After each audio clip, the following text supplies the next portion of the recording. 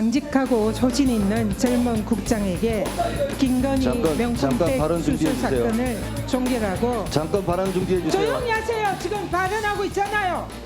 중단하세요. 전현 의원님. 발언하고 있는데 끼어들지 마세요. 전현 의원님 잠깐 발언 중지해 주세요. 국장이 죽은 건이기 국장의 죽음의 진상을 중단하세요. 밝히자는 겁니다. 죽음에 여기 어디로 책임 있으니까 입 다물고 가만히 계세요. 어떻게 그런 말을 해요, 의원님? 다시 정리합시다. 잠깐 그런 말을 해요. 잠깐 조용하세요. 본인은 이런 말을 할 자격이 없어. 가능하면은 덮으시 우려 확인 좀 해주세요. 잠깐 조용하세요. 책변줄 하세요. 본인이 직원들 한 번 만나서 보세요. 책변줄 하세요. 소관이 누구 때문에 더 많이 됐는지. 책변줄 거기는 하세요. 압니다, 저는. 국장을 죽인 거예요. 공직자 사망과 관련한 민주당의 주장은 궤변일 뿐입니다. 민주당의 공식적인 사과와 납득할 만한 설명을 요구합니다.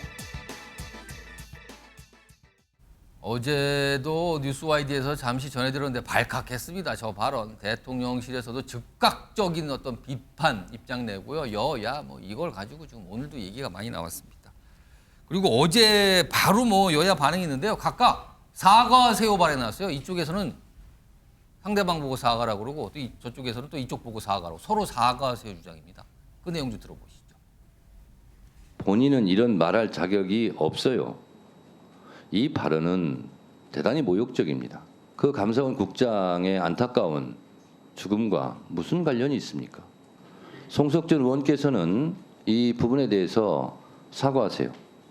사안과 관련 없는 발언을 하고 거기에 대해서 지적하자 김건희가 살인자, 김건희 윤석열이 죽였어요라며 그건을 한 전현희 의원 모두 국민들 앞에 사죄해야 합니다.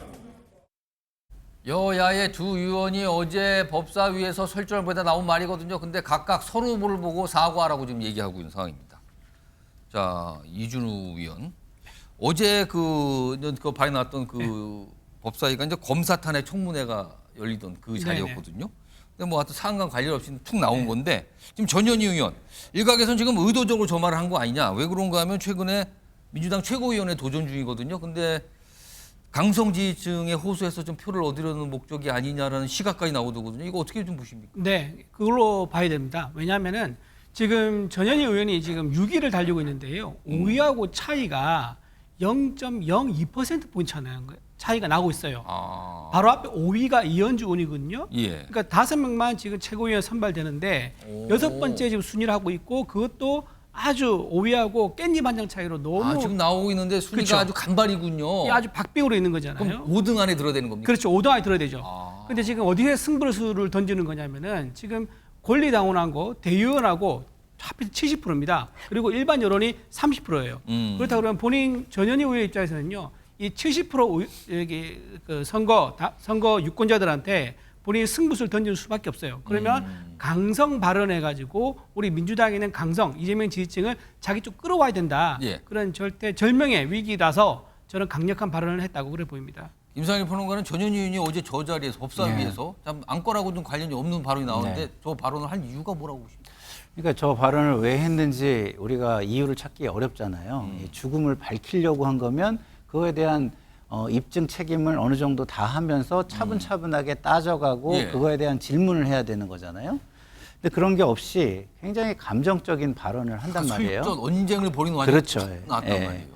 그러면 감정만 남는 거예요. 그러면 그 감정이 상대방을 자극하고 또 상대방의 자극이 또 반작용으로 나오겠죠. 그럼 남는 건 양쪽이 굉장히 격한 사적 감정을 쏟아내면서 싸웠네. 예. 이것만 남는 거죠. 아. 그러면 이거는 좀 전에 우리 이준우 의원님은 권리당원과 대의원 선거를 노렸다고 하는데 예. 뭐 그것만 노린 게 아닙니다. 여론조사는요. 이게 부고 빼고는 이름이 나오면 좋다는 게 국회의원이에요. 아. 인지도입니다. 인지도. 벌써 이렇게 막 언론에서 다루고 그렇죠. 주목을 받았다. 주목을 받으면 이게 긍정이든 부정이든 아무튼 주목을 받았다. 그렇죠. 일반 국민들 사이에서는 이게 인지도가 아무래도 상당한 영향을 줍니다. 그러면 30% 여론조사에도 영향을 주겠죠. 예. 그래서 이것이 무엇 때문에 했는가라는 게 잘 보이지 않는다면 예. 결국에는 사적 이익을 위해서 한 거 아니냐라는 의심을 갖는 것은 저는 뭐 당연한 어떤 또 하나의 추론이 될 수 있다, 추정이 될 수 있다 이렇게 생각을 합니다. 오늘 이와 관련해서 한동훈 국민의힘 대표가 얘기한 말이 좀 있습니다. 들어보겠습니다. 살인자 발언으로 국민의힘에서 제명안도 제출하고 했는데 혹시 이해되는 그런 발언이 상식적이지 않고 아무리 정치인이라 하더라도 그렇게 그런 발언을 하는 것에 동감하실 분들은 국민들이 많지 않으실 겁니다. 거기에 대해서 당 차원에서 필요한 조치를 한 것이다 이렇게 생각합니다. 지금 그러니까 전현희 의원 그리고 송석준 의원 각각 설전을 벌이다 나온 말이거든요. 근데요 각각 지금 제명 얘기를 꺼내놓고 있어요. 화면 보겠습니다.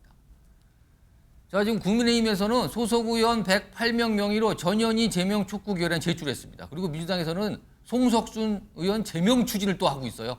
막말했다. 이거 정쟁화했다. 서로 제명입니다. 이준우 의원. 일단 전현희 의원 지금 국민의힘에서 강하게 반발하면서 제명 뭐 결의안까지 냈다 그러는데 제명할 만하다? 아니다. 어떤 의견이십니까? 이게 이제 강도가 물론 세긴 셉니다. 예. 이게 반복적이고 또 장소가 만약에 상임위원장이 아니라 뭐 밖에서 공공연하게 했다거나 이렇게 되면 이제 그럴 수 있는데 지금 또 상임위 이제 면책 특권이 있는 이제 국회 회의장에 있지 않습니까? 그런 데다가 이게 또 일회성의 가능성이 높아요. 왜냐하면 지금 곧 전당대회가 끝나거든요. 예. 3일 뒤면 전당대회 끝입니다. 전당대회를 노리고 지금 저 발언을 했다고 보는다고 지금 보면은 아마 또 2차, 3차로 발언할 가능성이 높지는 않기 때문에 저걸로 제명 결의안이 바로 처리되지는 좀 힘들지 않을까 그런 생각합니다. 김상일 평론가. 지금 예. 또 민주당은 송석준 의원인데 송석준 의원이 사실은 설전을 벌이면서 뭐 그 어떤 죽음에 대해서 민주당은 뭐 자유롭냐, 뭐 전현희 의원 자유롭냐 약간 이런 취지의 얘기를 하면서 또 발칵했거든요. 또 그래서 제명 얘기인데 이건 어떻게 보십니까? 그러니까 뭐 저는요 다 제명됐으면 좋겠어요. 개인적으로는. 아 개인적인 개인적으로 다 제명됐으면 제명됐어요. 좋겠다. 예. 개인 의견입니다. 예, 예. 저런 일을 저런 말을 무엇을 위해서 하는가를 우리가 봐야 되잖아요. 무엇을 위해서 하는 겁니까? 국민을 위해서 하는 겁니까? 예? 아니면 국가를 위해서 하는 겁니까? 아니면 뭐 미래를 위해서 하는 겁니까? 뭐를 위해서 하는 거죠? 오로지 자신의 감정에 충실한 거예요. 자신의 이익에만 충실한 거예요. 그런 분들이 공직에 있을 자격이 있나요? 저는 사실은 뭐 저분들 다 제명 안 될 거예요. 그냥 저러고 유야무야 될 겁니다. 그리고 뭐 제명 추진 뭐 국민의힘이 한다고 해가지고 그 숫자로 제명이 됩니까? 예? 민주당도 그렇고 민주당도 이제 송석준 의원을 그렇다고 해가지고 제명을 추진할 수 있는 숫자라고 해가지고 전현희 의원이 제명이 안 되는 상황에서 제명을 하겠습니까? 결국엔 서로 국민들에게 보여주기 정치쇼를 하는 거죠. 예? 그런데 저런 정치쇼가 국민의 삶을 위해서 하는 정치쇼면은 좋겠다 이런 생각이 들고 저런 모습을 보는 국민들은 얼마나 답답하시겠습니까? 저 사람들은 우리는 안 보이나? 자기들만 보이나? 이런 생각을 하지 않을까요? 참 안타깝다는 말씀을 드리고 싶습니다. 알겠습니다. 어제 사실은 민주당사 앞에는요 굉장히 보기 드문 현상이 있었습니다. 뭔가 누굴 향해서 사퇴하라 뭐 이런 얘기인데요. 확인해 보겠습니다. 영상으로. 정봉주의 사태가 아닌 정봉주가 정봉주.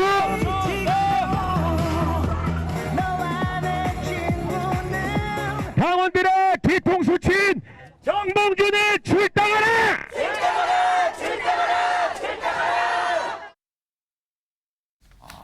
화면 좀 보겠습니다. 지금 정봉주 후보가 어떤 대상이 됐는데 화면을 정리해 보죠. 정봉주 후보가 이제 과거에 수박 표현 최초로 쓴 게 본인이라고 밝히면서 그러면서 뭐 수박 의원 잡겠다 본인 이런 걸 얘기했는데 지금 강성 지지층으로부터 본인이 약간 수박 취급을 받고 있잖아요. 화면 보시죠. 지금 이런 얘기를 듣고 있어요. 정봉주 너 명팔이 뭐 잡겠다 이런 발언이잖아요. 정봉주는 사퇴 아니라 출당이 맞다. 주인 무는 개는 필요 없다. 이렇게까지 지금 비판을 받고 있는데 김상일 평론가. 네. 수박 표현의 창시자가 지금 수박으로 몰리는 현실. 이러다가 이거 최고위원 입성이 가능하겠습니까 지금? 저는 최고위원 입성은 가능할 거라고 봐요. 전당대회는 이 추세라는 게 되게 중요한데 어느 정도 추세가 잡혀 있는 상황이고요. 예. 마지막에 저런 변수가 있다고 해도 저게 플러스와 마이너스가 각각 존재합니다. 아까도 제가 말씀을 드렸잖아요. 여론조사 30%가 남아 있습니다. 국민 여론조사예요. 최고위원 후보들 중에서 국민들이 이름을 아는 분이 몇 분이나 계실까요? 정봉주 의원, 저 노이즈 마케팅이 되는 거예요. 그 30%에. 그리고 지금 어떤 명팔이라는 단어 자체가 너무 과격하고 감정을 건드리는 말이기 때문에 적절치 않고 그거에 대해서는 사과를 하셔야 되겠지만 결국에 그 취지에 공감하는 전통적인 당원들은 또 존재를 해요. 그러면 대의원 선거나 전통적인 당원층에서는 이대로 너무 일극체주로 가면 안 되겠구나라는 뭐 생각하는 분들이 계시거든요. 거기에는 또 모든 명비어천가를 부르고 뭐 사실상의 이재명 대표 앞에 재롱잔치 비슷한 이 상황에서 차별화가 좀 되지 않겠습니까? 아무리 좀 그 자체가 전적으로 다 옳아 보이거나 이제 그 정봉주 후보가 전적으로 그럴 것 같다는 신뢰를 못 준다 하더라도 어쨌든 다르게 다른 사람들과 다르게는 보이는 거예요. 그런 측면에서 저는 충분히 플러스가 마이너스를 능가할 수도 있다라고 생각하기 때문에 뭐 최고위원회 들어가는 데는 큰 문제는 없다고 생각하는데 중요한 거는 되느냐 안 되느냐가 문제가 아니라 계속 저런 식으로 수박이니 명팔이니 이런 감정적인 조언을 하는 그런 거를 최고위원이 돼서도 계속하는 게 적절하냐라는 부분은 좀 지적을 하고 싶습니다.